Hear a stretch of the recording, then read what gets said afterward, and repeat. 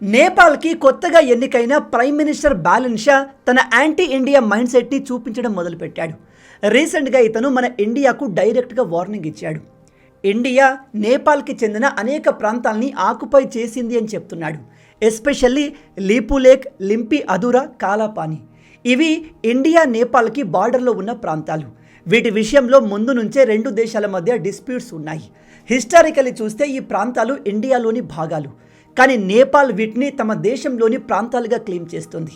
నేపాల్లో ప్రైమ్ మినిస్టర్గా ఎవరు ఉన్నా సరే ఆ దేశంలోని ప్రాబ్లమ్స్ నుంచి ప్రజల్ని డైవర్ట్ చేయడానికి వాళ్ళు ప్రతిసారి బార్డర్ ఇష్యూని రేజ్ చేస్తారు. లాస్ట్ టైం ప్రధానమంత్రిగా ఉన్న కేపీ ఓలీ అనేక కరప్షన్ కేసులో దొరికిపోయాడు. దాంతో ప్రజలు ఇతన్ని టార్గెట్ చేయడం మొదలుపెట్టారు. ప్రజల్ని ఆ టాపిక్ నుంచి డైవర్ట్ చేయడానికి ఇతను యాంటీ ఇండియా స్టేట్మెంట్స్ ఇవ్వడం మొదలుపెట్టాడు. వీడు ఒకసారి రాముడు పుట్టింది ఇండియాలోని అయోధ్యలో కాదు, నేపాల్లో అని చెప్పాడు. ఇలాంటి స్టేట్మెంట్స్ ఇస్తే రెండు దేశాల మధ్య రిలేషన్స్ దెబ్బతింటాయి, ప్రజల మధ్య డిఫరెన్స్ పెరుగుతుంది అని వీడికి తెలిసే ఇలాంటి డైవర్షన్ టాక్టిక్స్ని యూజ్ చేస్తారు. అయితే ఇప్పుడు కొత్తగా ఎన్నికైన ఈ జెన్జీ లీడర్ బ్యాలెన్ షా కూడా అలాంటి ప్రయత్నాలే చేస్తున్నాడు అనిపిస్తుంది. మీ అందరికీ తెలుసు, రీసెంట్గా నేపాల్లో జెన్జీ ప్రొటెస్ట్ జరిగింది. అక్కడ జెన్జీలు పాత లీడర్స్ని, మినిస్టర్స్ని అందరినీ టార్గెట్ చేసి వాళ్ళపైన దాడులు చేశారు. వాళ్ళందరూ దేశం నుంచి పారిపోయేలా చేశారు. యువకులంతా ఏకమై ఒక అతిపెద్ద జెన్జీ మూమెంట్ని తీసుకువచ్చి ప్రభుత్వాన్ని క్రియేట్ చేసుకున్నారు. ఇక దేశం మారిపోతుంది, అభివృద్ధి వేగంగా జరుగుతుంది అనుకున్నారు. కానీ కంప్లీట్ ఆపోజిట్ జరిగింది. కొత్తగా వచ్చిన ఈ బ్యాలెన్ షా ఏమాత్రం రాజకీయ అనుభవం, డిప్లొమాటిక్ ఎక్స్పీరియన్స్ లేని కారణంగా చాలా స్టూపిడ్ డిసిషన్లు తీసుకుంటున్నాడు. నేను స్టూపిడ్ అని ఊరికే చెప్పట్లేదు, ఎందుకంటే ఇతను తీసుకునే ప్రతి నిర్ణయంతో అక్కడి ప్రజలు ఇబ్బందులు పడుతున్నారు. రీసెంట్గా ఇతను ఇండియా నుంచి నేపాల్కి వెళ్ళే ప్రతి వస్తువు పైన డ్యూటీ అంటే ట్యాక్స్ని కలెక్ట్ చేయాల్సిందిగా ఆదేశాలు ఇచ్చాడు. విషయం ఏమిటంటే India Nepal border open border, ఎటువంటి ఫెన్సింగ్ ఉండదు. ప్రజలు నేపాల్ నుంచి ఇండియాకి, ఇండియా నుంచి నేపాల్కి ఈజీగా ట్రావెల్ చేస్తూ ఉంటారు. అయితే నేపాల్లో పెద్దగా ఉద్యోగ వ్యాపార అవకాశాలు ఉండవు. కాబట్టి ప్రజలు ఇండియన్ బార్డర్లోకి వచ్చి ఇక్కడ పనులు చేసి డబ్బులు సంపాదించి ఇక్కడి నుంచే రోజు సరుకులు తీసుకెళ్తారు. అయితే ప్రజలు తీసుకునే ఉప్పు, పప్పు, నూనె, చిన్న చిన్న వస్తువులపైన కూడా ఈ బ్యాలెన్ షా ప్రభుత్వం ట్యాక్స్ కలెక్ట్ చేయడం మొదలుపెట్టింది. రోజువారీ కూలి పనులు చేసే ప్రజల దగ్గర ట్యాక్స్ కలెక్ట్ చేయడం అంటే అది ఎంత స్టూపిడ్ డిసిషన్ ఒకసారి ఆలోచించండి. అలాగే ఈ జెన్జీ గవర్నమెంట్ ఫామ్ అయిన కొద్ది రోజుల్లోనే ఇతని అండర్లో ఉన్న ఒక మినిస్టర్ కరప్షన్ ఛార్జెస్ కారణంగా రాజీనామా చేయాల్సి వచ్చింది. అంటే యువకులంతా కలిసి గవర్నమెంట్ని ఏర్పాటు చేసుకున్నారు. కానీ ఎటువంటి రాజకీయ పరిజ్ఞానం, డిప్లొమాటిక్ నాలెడ్జ్ లేకపోవడంతో వీళ్లకు పరిపాలన చేత కావట్లేదు. ఇప్పుడు ప్రజలు ఇతన్ని అకౌంటబిలిటీ అడుగుతున్నారు. పాత గవర్నమెంట్లో నిరుద్యోగం, పేదరికం, డెవలప్మెంట్ లేకపోవడం లాంటి సమస్యలు ఉండేవి. ఇప్పుడు మన ప్రభుత్వం వచ్చింది కదా, ఇప్పుడు కూడా ఈ సమస్యలు ఎందుకు ఉన్నాయి, బ్యాలెన్ షా ప్రభుత్వం ఏం చేస్తుంది అంటూ క్వశ్చన్ చేయడం మొదలుపెట్టారు. ప్రజలు రివర్స్ అవ్వడం చూసి వీడు పాత రాజకీయ నాయకుల్లాగే డైవర్షన్ పాలిటిక్స్ మొదలుపెట్టాడు. బార్డర్ విషయంలో ఇండియాను టార్గెట్ చేయడం మొదలుపెట్టాడు. అసలేం జరిగిందంటే మే 31న నేపాల్లో ప్రతినిధి సభ జరిగింది. అంటే అక్కడి పార్లమెంట్లో క్వశ్చన్ ఆన్సర్ సెషన్ జరిగింది. అప్పుడు అపోజిషన్ లీడర్లు ఈ బ్యాలెన్ షాని India Nepal border issue, Lipulekh, Kalapani, Limpiyadhura గురించి అడిగి ఈ ఇష్యూని మీరు ఏ విధంగా సాల్వ్ చేయబోతున్నారు అని అడిగారు. దానికి ఈ యాంటీ ఇండియా మైండ్ సెట్ కలిగిన బ్యాలెన్ షా రెస్పాండ్ అవుతూ, మేము ఈ విషయంలో చైనాను, యూకేను కూడా ఇన్వాల్వ్ చేస్తున్నాము. ఎందుకంటే ఈ గొడవ బ్రిటిష్ ఇండియా కాలం నాటిది, 1816 టైంది. కాబట్టి ఈ ఇష్యూలో యునైటెడ్ కింగ్డమ్ కూడా ఇన్వాల్వ్ అయితే బాగుంటుంది. దాంతోపాటు మేము చైనాను కూడా ఈ ఇష్యూను రిజాల్వ్ చేయడంలో ఇన్వాల్వ్ చేయాలి అనుకుంటున్నాము అని చెప్పాడు. ఇది మన ఇండియాకు ఏమాత్రం ఇష్టం లేని విషయం. ఎందుకో నేను మీకు ముందు ఎక్స్ప్లెయిన్ చేస్తాను. దాంతోపాటు ఇతను చెప్తాడు, ఇండియా నేపాల్లోని చాలా భూభాగాల్ని ఆక్రమించింది, అలాగే నేపాల్ కూడా ఇండియాకు చెందిన భూభాగాలు ఆక్రమించింది అని చెప్పాడు. ఎస్, నేపాల్ కూడా మన ఇండియాకు చెందిన భూభాగాల్ని ఆక్రమించింది అని చెప్తున్నాడు. ఒకసారి మీరు మ్యాప్లో చూస్తే ఇదిగో ఇది leap lake, Limpiyadhura, Kalapani ప్రాంతం. ఇది మొత్తం ఇండియాకు చెందింది, కానీ నేపాల్ దీన్ని క్లెయిమ్ చేస్తుంది.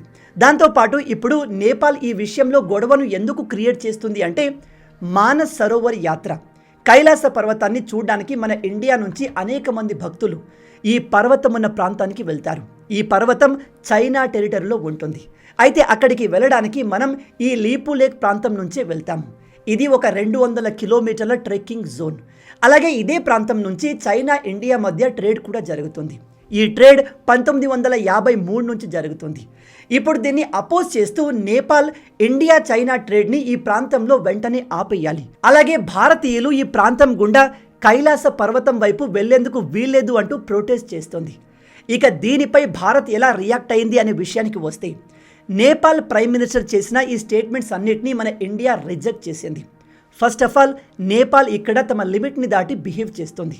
మన ఇండియా మెయిన్ పాలసీ ఏమిటంటే, నీబర్స్లో అంటే మన చుట్టుపక్కల ఉన్న దేశాల్లో ఏదైనా బార్డర్ ఇష్యూ ఉంటే బైలాటరల్గా అంటే 2 దేశాలు కూర్చొని మాట్లాడుకొని ఇష్యూ సాల్వ్ చేసుకోవాలి.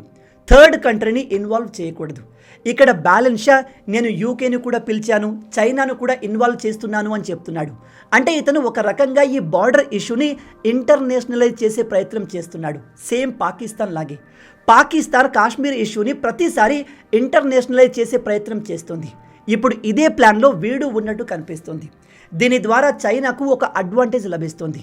నేపాల్ మెల్లగా చైనా వైపే మొగ్గు చూపుతుంది కాబట్టి నేపాల్ని ఉపయోగించి చైనా భవిష్యత్తులో మనల్ని టార్గెట్ చేయగలదు. ఈ బ్యాలెన్స్ షా నేపాల్ కూడా ఇండియాకు చెందిన కొన్ని ప్రాంతాలని ఆక్రమించింది అని చెప్పాడు. అయితే దీన్ని కవర్ చేస్తూ నేపాల్ ఫారెన్ మినిస్ట్రీ, మా ప్రధానమంత్రి చెప్పిన మాటలకి మీనింగ్ మేము డైరెక్ట్గా ఇండియాకు చెందిన ప్రాంతాలని ఆక్రమించమని కాదు, కానీ బార్డర్ ఏరియాలో కొన్నిసార్లు క్రాస్ బార్డర్ ల్యాండ్ యూసేజ్ జరుగుతుంది. నో మ్యాన్ ల్యాండ్ని కొంతమంది ఆక్యుపై చేయడం లేదా బార్డర్ ఏరియాలో రైతులు వ్యవసాయం చేయడం చేస్తూ ఉంటారు. నిజానికి నేపాల్ ఇండియా బార్డర్ రూల్ ప్రకారం ఈ మధ్యలో బార్డర్ ఉన్నప్పుడు బార్డర్కి అటువైపు 5 యార్డ్లు ఇటువైపు 5 యార్డ్లు, దీన్ని నో మ్యాన్ ల్యాండ్ అంటారు. ఇందులో ఎటువంటి ప్రైవేట్ ప్రాపర్టీ ఉండకూడదు. కానీ బార్డర్ ఏరియాలో ఉండే ట్రైబల్ ప్రజలు, రైతులు దాన్ని పట్టించుకోకుండా ఇక్కడ తమ ఇళ్లను వ్యవసాయం చేయడం, ఆక్యుపై చేయడం చేస్తారు. సో ఇక్కడ మా ప్రధానమంత్రి అలాంటి విషయాల గురించి మాట్లాడారు. అంతేకాని నేపాల్ గవర్నమెంట్ డైరెక్ట్గా ఇండియా ల్యాండ్ని ఎక్కడా ఆక్యుపై చేయలేదు అని చెప్తుంది. ఈ విషయాన్ని వీళ్ళు క్లారిఫై చేశారు. కానీ లీపు లేక్, కాలాపాని, లింపి అదూరా ప్రాంతాన్ని ఇండియా ఆక్యుపై చేసింది అని చెప్తున్నారు. కానీ అది అబద్ధం. ఈ బ్యాలెన్స్ షా ఇప్పుడు సడన్గా యాంటీ ఇండియాగా మారాడు అనుకోకండి. వీడు మొదటి నుంచే యాంటీ ఇండియా మైండ్ సెట్ కలిగిన వాడు. ఇతను ప్రధానమంత్రి కాకముందు ఒక ర్యాపర్, పాటలు పాడేవాడు, యూత్లో కాస్త ఫాలోయింగ్ ఉన్నవాడు. అప్పుడే ఇతను చాలా తలపొగురుగా ఇలా గ్రేటర్ నేపాల్ మ్యాప్ని తన ఆఫీసులో పెట్టుకొని సోషల్ మీడియాలో పోస్ట్ చేశాడు. ఇందులో ఇతను మన భారత్కి చెందిన అనేక ప్రాంతాల్ని నేపాల్లో భాగంగా చూపించాడు. ఉత్తరప్రదేశ్, జార్ఖండ్, ఈవెన్ బీహార్లోని చాలా ప్రాంతాల్ని నేపాల్లో భాగంగా చూపించాడు. దాంతోపాటు ఇతను 2023లో నేపాల్లో ఇండియాకు చెందిన అన్ని సినిమాల్ని బ్యాన్ చేయాల్సిందిగా మూవ్మెంట్ని తీసుకువచ్చాడు. అక్కడి గవర్నమెంట్ ఈ మూవ్మెంట్ని రిజెక్ట్ చేసేసరికి నేపాల్ ఇండియాకు స్లేవ్గా బిహేవ్ చేస్తుంది. ఇండియాకు ఇంత ఇంపార్టెన్స్ ఇవ్వకూడదు అనే ప్రొటెస్ట్ని తీసుకువచ్చాడు. మొత్తంగా ఇతను ముందు నుంచే యాంటీ ఇండియా మైండ్ సెట్ కలిగిన వాడు. నేపాల్ మన ఇండియాను అన్ని విధాలుగా టార్గెట్ చేస్తున్నా మన ఇండియా మాత్రం నీబర్స్ ఫస్ట్ పాలసీని ఫాలో అవుతుంది. మనం ప్రజెంట్ నేపాల్లో అనేక డెవలప్మెంట్ ప్రాజెక్టులు చేస్తున్నాం. ఎస్, మీరు విన్నది కరెక్టే. నేపాల్ ప్రైమ్ మినిస్టర్ మన ఇండియాను ఇలా అనేక విధాలుగా టార్గెట్ చేస్తున్నా మనం మాత్రం నేపాల్లో కొత్త స్కూల్స్ని, హాస్పిటల్ బిల్డింగ్స్ని, లైబ్రరీస్ని కన్స్ట్రక్ట్ చేస్తున్నాము. దాంతోపాటు వాళ్ళ కల్చరల్ హెరిటేజ్కి హెల్ప్ చేస్తున్నాము, రైల్వే లింక్స్ని డెవలప్ చేస్తున్నాము, అంబులెన్స్ సర్వీస్, బస్ సర్వీస్కి ఫండ్స్ ఇస్తున్నాము, అండ్ కోట్ల రూపాయల డబ్బుని ఫ్రీగా ఇస్తున్నాము. ప్రజెంట్ మన ఇండియా ఇమేజ్ ఎలా అయిపోయింది అంటే, ఎస్పెషల్లీ మన చుట్టుపక్కల ఉన్న ఈ చిన్న చితక దేశాలు మన దేశాన్ని యూజ్ చేసుకుంటున్నాయి, కానీ అవసరం వచ్చినప్పుడు మనల్ని టార్గెట్ చేస్తాయి.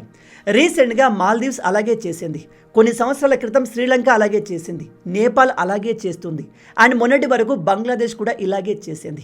అందుకే మనం ఈ చిల్లర దేశాలకు ఫ్రీగా డబ్బులు పంచడం మానేసి చైనా లాగా అగ్రెసివ్గా బిహేవ్ చేయడం మొదలు పెడితే బాగుంటుంది. మన అతి మంచితనం ఈ దేశాలకు చేతకానితనంగా మారింది. అందుకే వీళ్ళు మనల్ని గ్రాంటెడ్గా తీసుకుంటున్నారు. ఇండియా కూడా చైనా లాగా అగ్రెసివ్ పాలసీని ఇంప్లిమెంట్ చేసి మన జోలికి వస్తే వాళ్ళ పరిస్థితి ఏమవుతుందో తెలిసేలా చేయాలి. పాకిస్తాన్కి మన సత్తా ఏంటో తెలుసు, వాళ్ళు మనతో భయపడతారు. సేమ్ అలాంటి ట్రీట్మెంట్ ముందు బంగ్లాదేశ్కి ఇవ్వాలి, తర్వాత నేపాల్కి కూడా ఇవ్వాలి. అప్పుడు కానీ ఈ దేశాలు లైన్లోకి రావు. చైనా అదే సిద్ధాంతాన్ని ఫాలో అవుతుంది. చైనా బార్డర్లో ఉన్న ఏదైనా దేశం ఎక్స్ట్రాలు చేస్తే వాళ్ళు డైరెక్ట్గా మిలిటరీ దింపేస్తారు. ఇంకా ఎక్స్ట్రాలు చేస్తే వాళ్ళ ప్రాంతాల్ని ఆక్యుపై చేస్తారు. ఆక్యుపై చేయనప్పటికీ ఆ ప్రాంతాల పేర్లను మార్చేస్తారు, చైనీస్ పేర్లు పెట్టేస్తారు. అందుకే ఆ దేశంతో గొడవ పడాలి అన్నా, ఆ దేశం పైన ఏదైనా కామెంట్ చేయాలి అన్నా చుట్టుపక్కల దేశాలు భయపడతాయి. ఈ కాలంలో అలా ఉండడమే కరెక్ట్ అనిపిస్తుంది. దీని గురించి మీరేమనుకుంటున్నారు? నేపాల్ కొత్త ప్రైమ్ మినిస్టర్ బ్యాలెన్స్ షా చేస్తున్న పనులను చూస్తుంటే మీకేమనిపిస్తుంది? ఇండియా నేపాల్ని ఎలా హ్యాండిల్ చేస్తే బాగుంటుంది? మనం కూడా చైనా లాగా అగ్రెసివ్గా మారాలా, లేదా కొన్ని రోజులు భరించి మాల్దీవ్స్ ఎలా అయితే మళ్ళీ లైన్లోకి వచ్చిందో అలా నేపాల్ కూడా వస్తుంది కాబట్టి వెయిట్ చేయడం బెటరా? మీ ఆలోచనల్ని కింద కామెంట్లో చెప్పండి. మొత్తంగా ఇవే ఈ వీడియోకి సంబంధించిన పూర్తి విషయాలు. ఈ వీడియో మీకు నచ్చింది అనుకుంటున్నాను. నచ్చితే అలా ఊరికే చూసి వెళ్ళిపోకుండా వీడియోని లైక్ చేయండి. మన తెలుగు యువతను ఎంత వీలైతే అంత దేశభక్తులుగా మార్చాలి అనే మిషన్తో పనిచేస్తున్నాము. మన ఛానల్ని సబ్స్క్రైబ్ చేసుకొని ఆ మిషన్లో మీరు భాగం అవ్వండి.